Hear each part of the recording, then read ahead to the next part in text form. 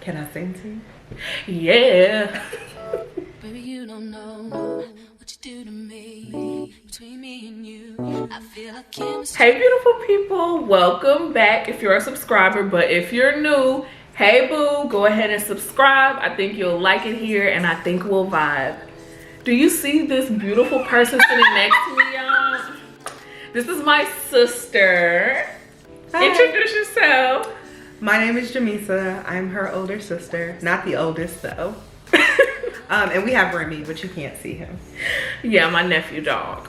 So as you all can see by our spread, we're about to do our Q&A mukbang because it is February 4th, which means we survived the January challenge. And I have some questions that you all asked that we're gonna be talking about while we eat. And do you see what we're eating? Ow. Yes.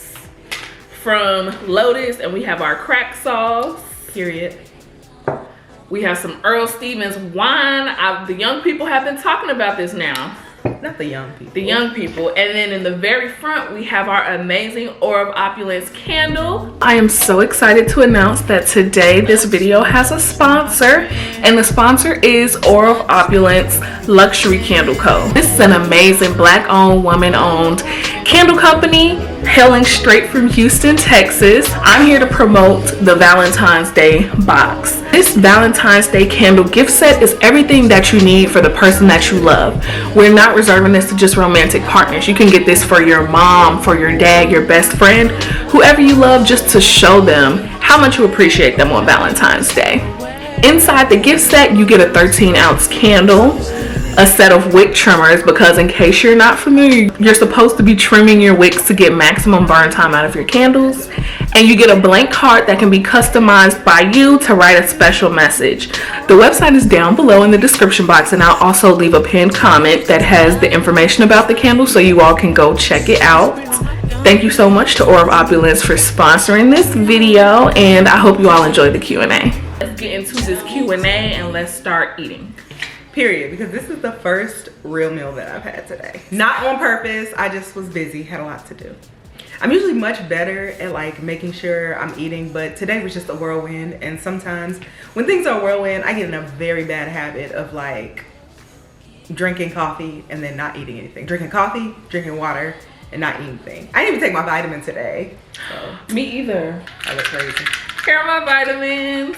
All right. Pour up the wine. So first and foremost, I would like to say we survived. We survived. Which this is kind of a part of our like, it wasn't on purpose or intentional, but kind of like a part of our like revenge challenge first month or whatever. And if y'all haven't watched that vlog, go ahead and check that out. Period. First question for you, Jamisa. What ultimately made you decide to join the weight loss challenge? Because I'm fat. No, that's not an answer. No, for real. I joined the weight loss challenge because I wanted to get into the routine of working out. I fractured my tibia, one of those bones. I fractured it back in 2020. I was playing volleyball and I got ready to like spike the ball because I was at the net. I got ready to spike it down and get us a point. And I did. Spiked it, it went straight down, got the point, but when I landed like, and then I couldn't move. Yeah, and I was off of my feet for probably 2 weeks, maybe 3. I'm not gonna say I never got back active, but I did eventually. Like, I started like walking around the track. Tasha and I would meet up at a couple of different parks and we would move around, but I didn't do anything outside of that. And so I knew that I was more sedentary than I needed to be. And even when we signed up for the race, I ran literally 3 times to train. And that's like unlike us when we do races. So it was when we went to Jamaica and I tried to swim with the horses and they would not let me get on the horse because they said I was too fat. Don't do that. She was over the weight limit, and so was her husband, who he is not large. I'll pop in a picture of him on the screen. Yeah, so anyway, they told us we were over the weight limit. We both were exactly 3 pounds over the weight limit, but I was dramatic and I was upset about it because I had been planning this for weeks to swim with the horses. And so I was like, no, I gotta do something. And so I did start going to boot camp with Tasha. You know, she was like, you should come to boot camp with me. And I started doing that. And so when the challenge came around, I didn't want to do it. Because I thought it was too much of a commitment. And then I also was like, ugh, I don't want to pay this money. And Tasha was like, baby girl, you spend a lot of money on a lot of stuff. You could spend money on yourself. Mm-hmm. In a productive way. Okay. Yeah. Because y'all, all my purchases are productive. Whatever.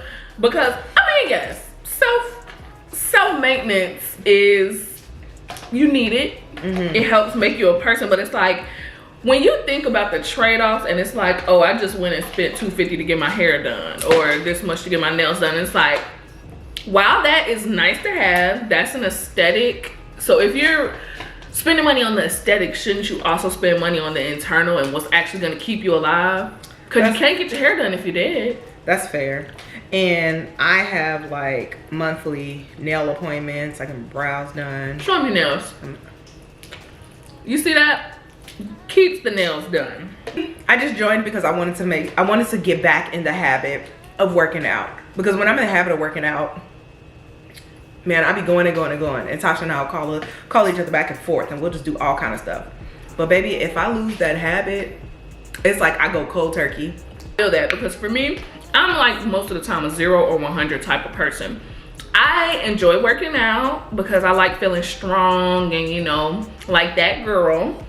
But the eating is where I fall off, and either I'm like getting it, I'm tracking, I'm doing this, or I'm just out here living life. A lot of times there is no in between. But for me, why I joined, to be honest, sorry, that was good.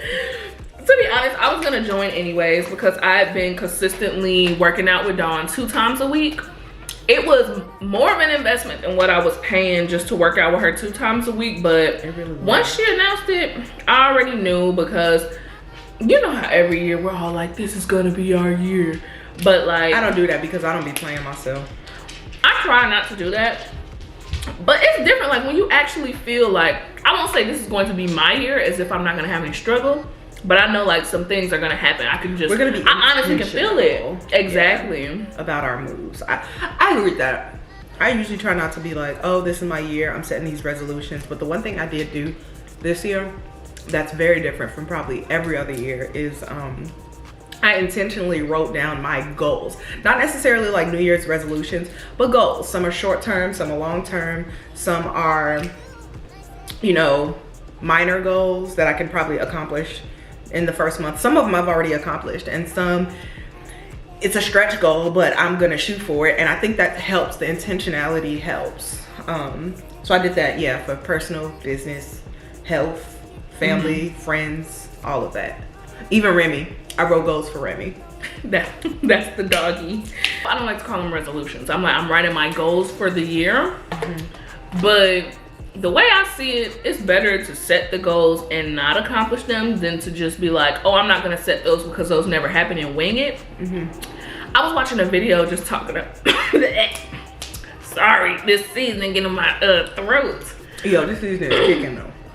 I was watching a video that was talking about like how as adults, once you get set into life and doing this and doing that, like we don't really have time to dream because things have to be paid, this has to be done, and like how a lot of times the things that we think about are so attainable that it's like, why? And as it relates to health and like setting goals, you don't necessarily have to scream it to the mountaintops, but I think you need to say what you're gonna do as if I'm gonna do it, not I want to blank. So don't say, you know, I just want to lose 15 pounds. Say I'm gonna lose 15 pounds because you are, and that's just that on that. Period. What tips do you have for beginners who are planning on getting active soon? I ask because I'm worried about how long it'll take to get used to the pain and getting hurt from poor form, mostly. Take it bite by bite, one step at a time. I don't consider myself a beginner when it comes to working out, but I still struggle. And it's not with everything, but my current struggle is anything dealing with my lower back. I don't know if it's form, it could be shoes, it could be anything. But every time Dawn gives us a workout where like a bent over row or anything like that, especially if it's weighted, it just kills my lower back. And it could be form, it also could just be purely strength. So I would say just take it slow, take it step by step, and it's okay to modify. If you need to modify, it's okay, because you'll get to the point where you won't have to. Yeah. And I say it's a lot better to modify than to try to go above your means and injure yourself, because then you'll really have something to work through for real. Do not ego lift. Don't, even if you just have some tiny little weights on your bar or tiny little dumbbells, if that's all you can lift, that's all you can lift. Don't try to impress anybody, because you will, well, I'm not speaking that over you. You might injure yourself. There's a good possibility, and you don't want to do that. So I agree with taking it bite by bite. Dawn always says, modify but keep it moving. And in the words of the great Les Brown, I don't even think this is his original quote, but I heard him say it, so I'm gonna say that it's by him. Inch by inch, everything's a cinch. But yard by yard, everything will be hard. So you got this, girl. If you can have a trainer to help you out, that would be nice, because it is amazing having the guidance. I really like bodybuilder.com. Okay. And the reason why is because, and they do have an app. Body Space. I used to love the app. The reason why I really like that app though is because not only can you find workouts there, like let's say maybe you can't afford a trainer at the time, or maybe you're traveling and you just can't simply get, you can't go to a trainer and you don't have the time to do online just for those time slots. You can get workouts through them, and if you're unsure of how to do them, they have video clips for 99% of the workouts. And for the 1% that they don't have, you can always go on YouTube or just Google. Look it up. You can Google it and look it up, and you can see proper form. I agree. I used to love the Body Space app. Because I haven't been working out in a gym by myself, I just haven't used it. But I've done a lot of different programs from them. Just pick something that's beginner friendly. And if the exercise was ever like crazy to me, honey, I'd just skip it. That's what I used to do. We live in a great generation because everything is just so accessible. And then one thing that's kind of cool about Body Space is, let's say it's leg day and you're trying to hit all the different muscle groups in your leg, and you can't find a workout that you like. You can search by like muscle groups and search by like targets and all of that, and you can comprise your own workout. You can create your own supersets. You can do all of that. That way it's tailored to, and you know, I'm not saying get in the habit of not doing exercises that you don't like, but you can find exercises that target the same muscle that you prefer to do. And you know, once you get good at those, then you'll start trying to tackle the ones you don't like, because most people don't like exercises because it's hard for them to do. Maybe it's painful, maybe they're not used to that position. But you know, the more and more you exercise, the more and more you'll build your muscles, and then those won't be as hard. Yes, come on, Professor. Oh, girl, I've been through it. I'm just speaking from experience. There's been times where working out has been easy. It's been hard. I've done it by myself. I've done it with people. I've done it in groups. I've done it with like individual trainers. On teams. Okay. And like, honestly, if I had to pick my preferred method of working out, it really is athletics and I don't know, what would I say, the arts, like dance and stuff. Yeah, I like sports and dance is typically my method, my most preferred method, because it doesn't feel like working out. It's just fun. Exactly. So that's a good thing too. Go to a dance class if that's if you can dance and you like dancing. It does not have to be in the gym running and all that. What was the hardest part of this month for you personally, and what was your biggest lesson? The macros. The macros were the hardest part for me. I don't like tracking my food. I do not. I prefer intuitive eating, but it takes a lot of discipline and a lot of like learning to get to the point to be able to intuitively eat. I've gotten there before, but it takes time. And Dawn is like, no, baby, you about to use these macros, and you about to follow these calories, and you about to calorie count. And I hate it. And in the beginning, I was freaking out because I wasn't hitting anything except fats. Yeah. Everything else, I was way below where I needed to be.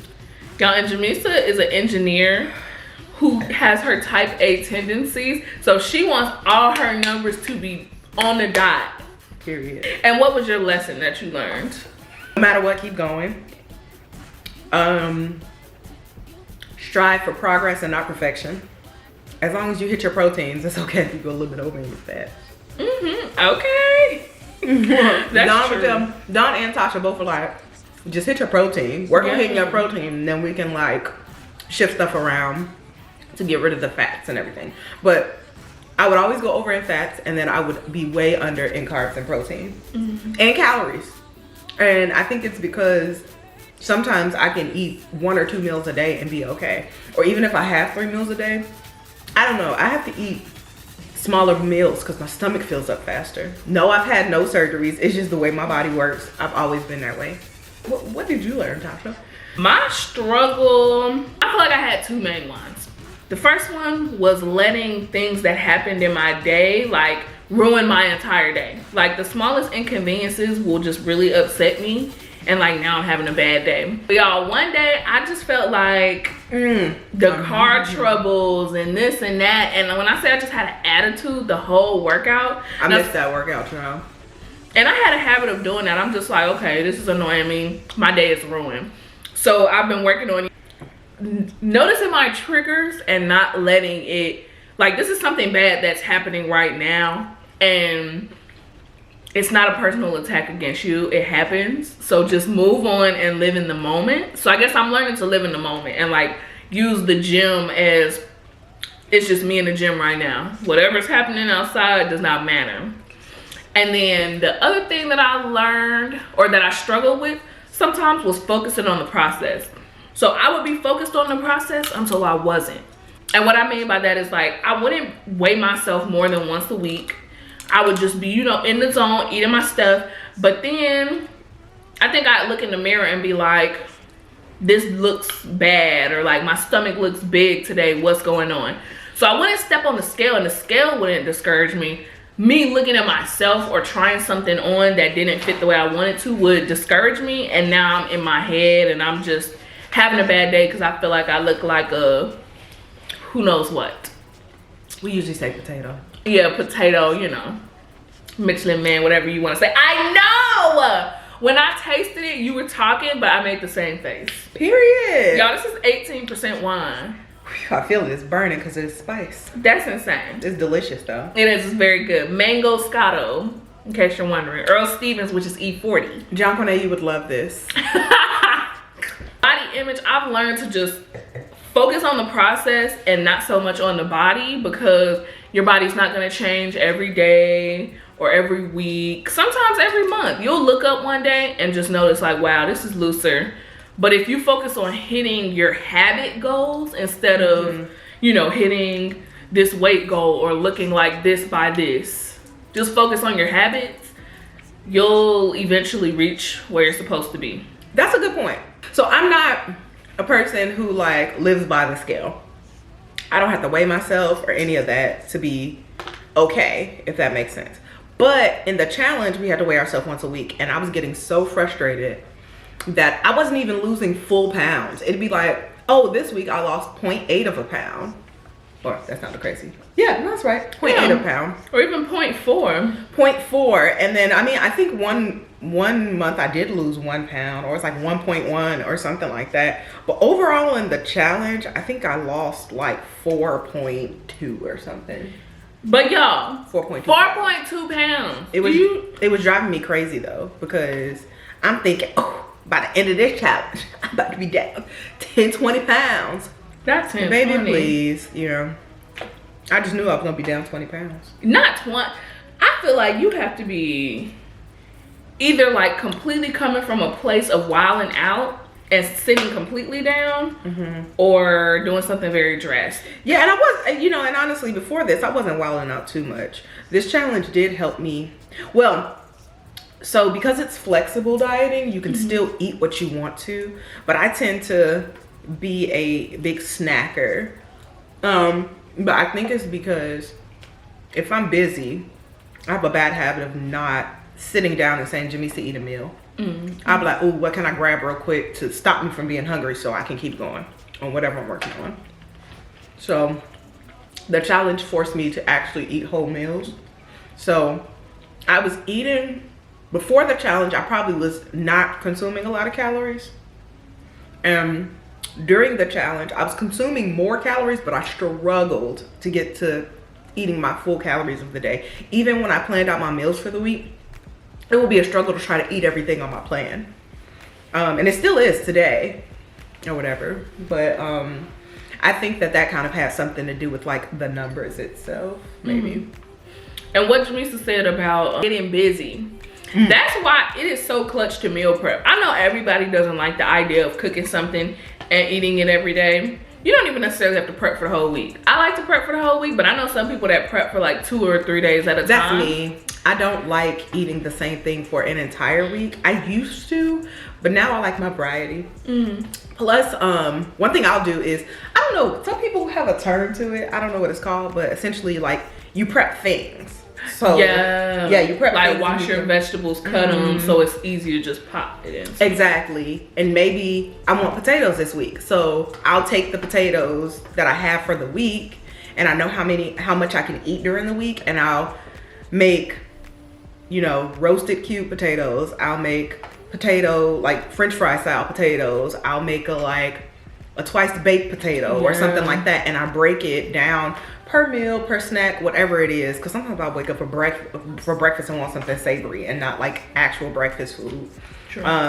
So like that's what I like to do. What do you find the most difficult part of any major life change journey? For example, fitness, adulting, building credit. What do you find the most difficult part? Commitment and discipline. Ooh, that was quick. Because it's the truth. Sticking to it, no matter what it is hard. Even if you enjoy doing it. Okay, we all, well, most of us, enjoy social media. And I love watching reels. But if Tasha was like, I need you to create a reel a day, now I'm stressed. Because it's like, even though it's something I enjoy, even creating the occasional reel, it's like, okay, we're doing a 30-day reel challenge and I have to do a reel every day. Well, it takes commitment to do that. And it takes more than just being like, okay, I'm gonna do it. And you have to intentionally plan, and you have to intentionally put forth action. And you have to be disciplined with it so that you keep going. So yes, that is the hardest part to me. For me, I'd say it's a combination of staying in your own lane without comparing yourself. Yes. And for lack of better terms, it's the only way I can think of it is like finding my own voice. But one of the things that I said I was gonna focus more on this year was making decisions that I want to make, because it's like, yes, while you're an adult and you have people in your life to guide you, I think I realized that I spent so long doing what other people wanted me to do in this, you know, journey called life, that I want to start making more decisions based on what I actually want to do and not off of fear of what I think other people will think or perceive or how they'll respond to it. So yeah, those have been the two things. And also, like I said, comparison, because social media has made it where we can see everything. Like, this is not normal. We weren't meant to like be able to see all the things that we can see. Like, you can tap into anybody's life because it's just what they show you very easily. And that can very easily make you look at your life and be like, what the heck is wrong with me? But nothing is wrong with you. And that's just crazy. Sometimes I wonder what life would be like if I couldn't see what the millionaires were doing, or the 18, 19-year-olds that are in high rises, like the people that you look at and it makes you degrade yourself, kind of. We'll start by saying that those 18 and 19-year-olds, old people, children, teenagers, whatever, they wouldn't be in high rises, because that's where they make their money, is off the fact that everybody can see a lot of stuff. But that's a really good point. I think we as humans, and I know myself personally, I too struggle with that. And no, I'm not the youngest, but I've always wanted to make sure to create my own voice. Let's put it that way. For multiple reasons. Now, I mean, I even think about like my nephew's age group and all of them. Like, it's just so wild watching them all compare themselves. And you know, I'm not saying don't aspire to be like what you see, which is a lot of social media careers and stuff like that. I'm not saying don't aspire to that, but some kids think it's the only way, and it's not. It really isn't. And in some cases, depending on the person, your personality, all of that, it may not be the best or easiest way for you. But I feel like I was the very end of the glory days where we still got to experience a little bit of like outside normal things before social media did its turn. Do you count calories? If so, how many calories do you eat a day? Yes, we count calories. I'm forced to count calories by the Dawn Elizabeth. I don't know my exact calorie number offhand, but it's like 1,960 or something like that. Yeah, and I think mine are right around hers too. I think mine might be like 1950. But y'all, one thing that I noticed during this challenge is that firstly, I was eating not enough calories for my body weight, everything. And that's why like I get disgusted, okay? True story. A couple months ago, before I was doing the challenge, Dawn was still training me and I was focusing on doing, you know, eating my calories. I text Dawn because y'all, I literally started crying because I was so hungry. Back then I was eating around 1,500 calories. And Dawn was like, you know, you can go over your calories, it'll be okay. Y'all, I was boohoo crying because I was starving and I had eaten all of my calories for the day. So I learned through tracking my calories that I wasn't eating enough. And these days I don't even focus on the actual calories. I focus always on hitting my protein, and then usually by the time I look up at my calories, like they're right in line. So I am very protein focused these days. Not so much on calories, but I hit the calories regardless. But do not eat our particular calories because they're catered to our height, weight, body, activity level, all that. Yeah, they're based on our like body composition and like variables that are specific to us. Yeah. So Dawn has videos. She has one showing how to calculate your calories and then one showing how to calculate your macros. I'll leave those in the description box. But if you do not feel like doing it, you can also have her do it. I know that's a service that she offers. So go ahead and email her. I'll leave that in the description box as well. And follow her while you're at it. Do you have any specific workout clothes websites that offer sets? I can't find any that are reasonably priced. Baby, me neither. I go to Old Navy and they're not in sets. I used to go to Walmart, but we don't do her anymore. Yeah. But that they weren't in sets. I go to Target, they're not in sets. I go to Nike, they're definitely not in sets. I see them on like Boohoo and Shein and stuff. They kind of used to have sets, but I'm starting to see them separated too. So how I feel, firstly, I'm not really a sets girl. My bottoms are always the most important thing. Like I need bottoms that are compression, that's holding me right. My shirts I don't really care too much about because I tend to just wear a t-shirt anyways. But reasonably priced is what took me to the side because I know some places that have sets, but quality costs. Okay. That's all I'm gonna say. So it's like if you're really committed to working out, I'm gonna be honest, I would darn near just invest in the set because by the time you get a little fugazi set and it's sliding and dropping and wearing out in between the thighs, you could have just got a nice set.